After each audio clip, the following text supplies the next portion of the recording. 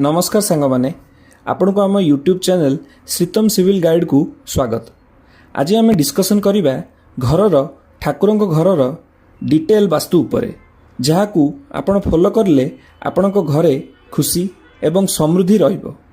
आपण निज घरर कंस्ट्रक्शन करिबा समय ही जदि पूजा रूम पाए आपण वास्तु फॉलो करूचंती ताहाले आपण को परे केबे प्रॉब्लम जेपरी हेल्थ मॉनिटरी मैटर पीस रिलेटेड प्रॉब्लम फेस करने को पड़ो ना। एठी आपण देखि पार्थुबे यह एक पूजा रूम्र केउ लोकेशन रे आपण कंस्ट्रक्शन करिले घरे आपणकर वास्तु पॉजिटिव इफेक्ट रहिबो ताहा आपण देखि पार्थुबे। आपणक प्रथम चॉइस हैला नॉर्थ ईस्ट बा ईशान्य कोण। एइठारे जदि आपण पूजा रूम करूचंती ताहाले सबुठारु वास्तु हिसाब रे बेस्ट।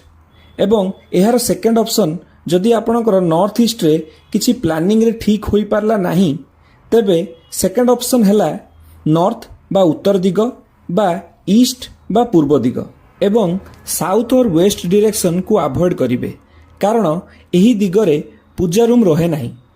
पूजा रूम जदि फुल लोकेशन रे करूचंती ताहाले घरे पॉजिटिव एनर्जी आसीबो नाही। सेकेंड पॉइंट हेउची जेतेबेला आपण पूजा करूचंती ठाकुर को आपण पूर्व किंबा उत्तर को मुह करिकी पूजा करिवे माने आपण फेस पूर्व बा उत्तर आड़ को रहीकी पूजा करिवे।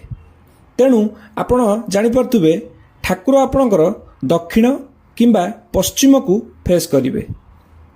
थर्ड पॉइंट रे हेउची आपण ठाकुर घरे किछि स्टोर रूम करिकी रखिबे नाही जेपरि किछि वेस्टेज जिनिस बा भंगा फर्निचर जागा अछि बोली ठाकुर घरे रखिबे नाही किंबा कैबिनेट बा ठाकुरंकर जदि किछि मूर्ति रखिचंती मूर्ति उपरे आपण रैक करिकी स्टोर रूम टाइप रो रखिबा कथा नुह। फोर्थ पॉइंट हेउची पूजा रूम आपण केबे भी बाथरूम साइड रे करिबे नाही किंबा बेडरूम भितरे केबे भी ठाकुर घर करिबे नाही। आपण सेपरेट पूजा रूम करंतु किंबा ड्राइंग रूम रे करंतु किंतु बाथरूम साइड रे बा बेडरूम भितरे पूजा रूम करिबे नाही।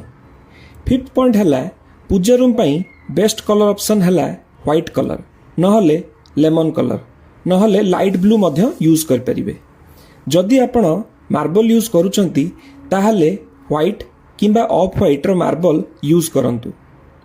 सिक्स्थ पॉइंट हेउची आपणकर डोर सदा बेले नॉर्थ किंबा ईस्ट बा उत्तर किंबा पूर्व आड़ को आपणकर रहिबो जेमिति।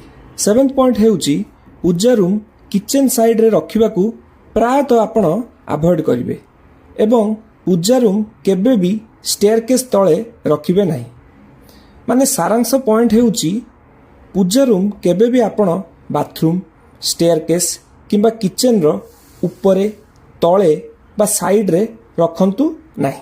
बहुत लोकंकर स्टेयरकेस तळे स्पेस पहुंची जाय थाए एवं सेमाने ताहाकू पूजा रूम कर दियंती किंतु ताहा आपणकर सेफ नुह कारण पूजा रूम उपरे आपण सीढ़ी चढ़ी की जिबे माने ठाकुरंक ऊपर को देकी आपण को जीवाकू पड़िबो एवं ताहा वास्तु हिसाब रे केबे भी भलो नुह।